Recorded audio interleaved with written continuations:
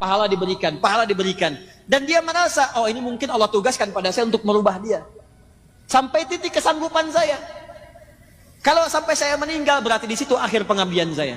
Kalau di jalan dia membuat saya jauh dari Allah, dilarang sholat, dilarang ini, dilarang itu, maka Allah turunkan syariat yang berikutnya. Apa itu? Ada mediasi. Quran surah ke-4 ayat 34. Komunikasi dulu. Kalau sudah kurang baik, coba berpisah sementara waktu untuk saling merenung. Kalau juga belum ada solusinya, kemudian Assalamualaikum warahmatullahi wabarakatuh. Ustaz, saya seorang ibu rumah tangga, sudah menikah. Pasti sudah menikah karena antum ibu rumah tangga. Iya. Sudah menikah 10 tahun, saya sudah tidak memiliki rasa cinta. Ini masalahnya. Saya sudah tidak memiliki rasa cinta pada suami saya. Karena suami saya setiap nyelesain masalah selalu kasar, menghina, bentak, bahkan mukul. Lempar barang ke kepala. Tiap bulan pasti ada. Bicara baik-baik dan senyum juga masih suka dibentak. Apakah saya berdosa jika saya sudah tidak mencintainya? Begini, saya tarik napas dulu ya. Pertama, saya ucapkan selamat kepada ibu. Allah titipkan pria itu kepada ibu, bukan perempuan lain. Dan hebatnya ibu bertahan dengan 10 tahun. Dibentak-bentak, dilempar, Anda bayangkan. Perempuan lain mungkin dilempar sehari, sudah nggak kuat. Ibu 10 tahun tuh. Ya, luar biasa. Saya ucapkan selamat yang dipilih ibu, bukan perempuan yang lain. Berarti ada hikmah terbesar yang ingin Allah berikan kepada ibu. Seperti Allah titipkan Fir'aun kepada Asia. Karena yang kuat cuman Asia, yang kuat cuman ibu, bukan perempuan yang lain. Karena itu dititipkan kepada ibu, karena ada nilai-nilai kemuliaan yang tidak ibu bayangkan sebelumnya. Pertama, teman-teman sekalian, perhatikan sini. Rumah tangga itu bagian dari dakwah. Bukan sekedar dakwah biasa, tapi bekal untuk mencari kemuliaan akhirat. Lihat sini.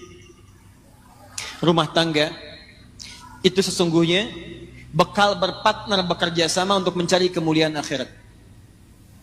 Tapi banyak orang keliru kemudian menggunakan dan mengelola perangkat akhirat ini sehingga melihatnya hanya sekedar kebutuhan dunia saja. Maaf. Baik suami atau istri kadang-kadang memandang kehidupan rumah tangga hanya sekedar untuk memuaskan kebutuhan pasangan. Mengeluarkan hasrat cinta, mendapatkan kebutuhan dunia, cuman di situ saja. Padahal prinsip pertama ketika antum berumah tangga sudah turun ayat. Anehnya ayat itu sering dikutip di surat undangan. Yang paling aneh, yang diundang suruh baca, yang ngundang nggak baca. Quran surah ke-30 ayat 21.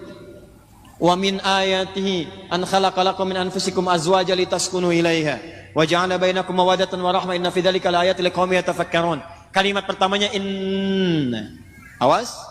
Wa min ayatihi, ayat. Jamak dari kata ayat. Apa itu ayat? Ayat itu diantara tanda yang mendekatkan seseorang kepada Allah Subhanahu wa taala. Jadi kita itu diberikan wasilah berumah tangga, tujuan pertamanya untuk membangun kedekatan dengan Allah. Supaya semakin dekat dengan Allah. Jikalau ada orang berumah tangga tidak dekat dengan Allah, ada yang salah rumah tangganya. Ada yang tidak tepat di dalamnya. Nah, menariknya, setiap pasangan itu nanti akan dipasangkan oleh Allah Subhanahu wa taala untuk saling membuat keduanya itu bisa mendekat kepada Allah Subhanahu wa taala. Ada yang tugasnya sampai selesai berumah tangga. Salah satunya meninggal. Ada yang sampai pertengahan seperti Asia dengan Fir'aun. Asia ditugaskan oleh Allah berumah tangga dengan Fir'aun. Di antara dakwahnya ngajak Fir'aun, ayo mendekat kepada Allah, ayo mendekat kepada Allah. Apa yang diterima? Hardikan, siksaan, ancaman, yang terakhir eksekusi. Cuman Asia paham, yang ditugaskan kepada saya adalah bagaimana caranya saya mengajak suami supaya dekat dengan Allah. Hebatnya, Allah tidak akan pernah pasangkan seseorang kalau tidak memiliki tugas yang sejajar satu dengan yang lainnya. Artinya apa?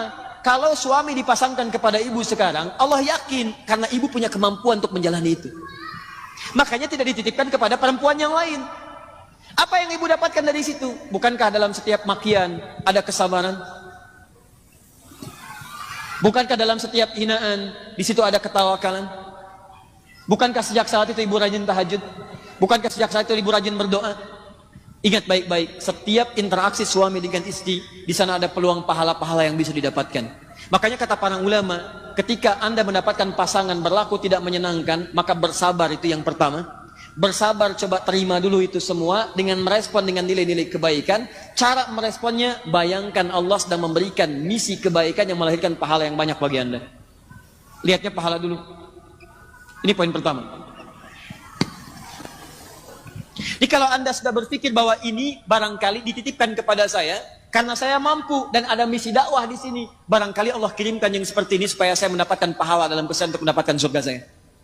Kalau cara berpikirnya bukan berpikir yang intimidatif, tapi berpikirnya pada yang positif, oh Allah sedang menguji saya, maka Anda akan merespon dengan penuh semangat untuk memperbaiki diri lagi. Ini bagian yang pertama. Ya, ibu bukan orang pertama, karena zaman dulu pun sudah ada yang seperti itu. Ada. Ini kebalik, Bu, istrinya yang susah, suaminya sabar, dilayani. Ketika tetangganya mengadukan, ini kisah nyata. Ketika tetangganya mengadukan, kenapa engkau bertahan dengan perempuan seperti itu? Dia kan nggak baik. Langsung dia menyela. Akhil karim, berpikirlah yang mulia. Allah sudah dekatkan surga ke rumah saya. Kenapa engkau mencoba menjauhkannya? Lihat cara berpikirnya. Allah sudah mendekatkan surga ke rumah saya. Kenapa engkau berpeluang menjauhkannya? Jangan jauhkan. Karena dia melihatnya ini sebagai surga saya nih. Ya, dia titipkan kepada saya bisa melayani dia. Dia marah, saya dapat kesabaran. Saya doakan dia. Nah, dia berpikir dengan marahnya, pahala diberikan. Dan dia merasa, oh ini mungkin Allah tugaskan pada saya untuk merubah dia. Sampai titik kesanggupan saya. Kalau sampai saya meninggal, berarti di situ akhir pengabdian saya. Kalau di jalan dia membuat saya jauh dari Allah, dilarang sholat, dilarang ini, dilarang itu, maka Allah turunkan syariat yang berikutnya. Apa itu? Ada mediasi. Quran surah ke-4 ayat 34. Komunikasi dulu. Kalau sudah kurang baik, coba berpisah sementara waktu untuk saling merenung. Kalau juga belum ada solusinya, kemudian beri pelajaran yang membuat mengerti. Ya, ketika tidak dimasakkan bagaimana responnya, ketika dipisahkan bagaimana responnya. Kalau masih belum mengerti juga, cari orang baik untuk menyatukan. Ayat 35-nya. Lihat baik-baik, wa in khiftum shiqaqa bainihima fab'athu hakaman min ahli wa hakaman min ahliya. Kalau semua sudah ditempuh, Allah kasih jalan keluar. Tugas kamu selesai sampai di sini, ya silahkan kerjakan, tingkatkan ibadah yang lain. Mungkin suami kamu akan mendapatkan pencerahan dari yang lain. Semua jalannya ada. Tapi jalan yang pertama, jangan pernah berpikir untuk berpisah dahulu. Cara berpikirnya adalah, mungkin bukan cinta yang Allah tugaskan kepada saya, tapi surga yang sedang Allah turunkan kepada saya. Kalau cara berpikirnya begitu, nyaman. Ada yang ditukar, Bu, suaminya, maaf ya, dibanding saya, wah masih ganteng tengkuis tuh lah pokoknya. Ya. Istrinya cantik luar biasa, dibanding ibu masih cantik dia. Anda kebayang nggak? Jadi suaminya cantik luar biasa, cantik indah. Istrinya cantik. Gara-gara antum sih kenal Firaun. Ya. Istrinya cantik luar biasa, cantik, elok, indah.